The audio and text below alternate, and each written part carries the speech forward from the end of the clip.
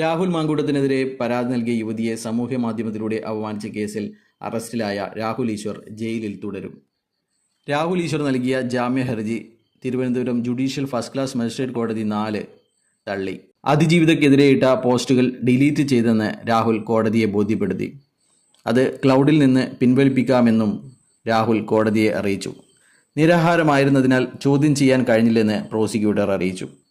തെരഞ്ഞെടുപ്പ് ഡ്യൂട്ടിയായതിനാൽ 10-ന് കസ്റ്റഡി വേണമെന്നും ഫോണും ലാപ്ടോപ്പിൻ്റെ പാസ്വേഡും നൽകിയില്ല എന്നും ഫോൺ വീണ്ടെടുക്കുന്നതിനടക്കം കസ്റ്റഡി ആവശ്യമാണെന്നും പ്രോസിക്യൂട്ടർ അറിയിച്ചു. അന്വേഷണത്തോട് രാഹുൽ സഹകരിക്കുന്നില്ല എന്ന പ്രോസിക്യൂഷൻ്റെ വാദം കോടതി അംഗീകരിച്ചു. നേരത്തെ തെറ്റ് ചെയ്തിട്ടില്ലെന്ന് രാഹുൽ ഈശ്വർ കോടതിയിൽ പറഞ്ഞു.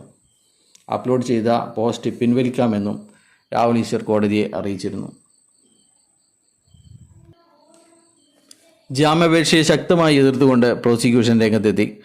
കോടതികളെയും നിയമത്തെയും വെല്ലുവിളിക്കുന്ന പ്രവണതയാണ് പ്രതി ഒരു തരത്തിലും സഹകരിക്കുന്നില്ലെന്ന് കോടതിയെ അറിയിച്ചു. അതേസമയം സൈബർ പോലീസ് അറസ്റ്റ് ചെയ്ത് ജയിലിൽ കഴിയുന്ന രാഹുൽ ഈശ്വറിൻ്റെ ആരോഗ്യനില മോശമായതിനെ തുടർന്ന് മെഡിക്കൽ കോളേജിൽ അഡ്മിറ്റ് ചെയ്തു. ഇന്നലെ ഉച്ചയ്ക്ക് മെഡിക്കൽ കോളേജിൽ എത്തിച്ച് പ്രാഥമിക ചികിത്സ നൽകി ജയിലിലേക്ക് കൊണ്ടുപോകാനായിരുന്നു ഉദ്ദേശം. എന്നാൽ ആരോഗ്യനില മോശമായതിനെ തുടർന്ന് അവിടെ അഡ്മിറ്റ് ചെയ്യാൻ ഡോക്ടർ നിർദ്ദേശിച്ചു. ജയിലിൽ പ്രവേശിച്ച ശേഷം നിരാഹാര സമരത്തിലാണ് രാഹുൽ. നേരത്തെ മുൻകൂർ ജാമ്യാപേക്ഷ തള്ളിയ രാഹുൽ ഈശ്വറിനെ പൂജപ്പുര ജയിലിലേക്ക് മാറ്റിയിരുന്നു. തുടർന്ന് ജയിലിൽ നിരാഹാരം പ്രഖ്യാപിച്ചതോടെ സെൻട്രൽ ജയിലിലേക്ക് മാറ്റുകയായിരുന്നു.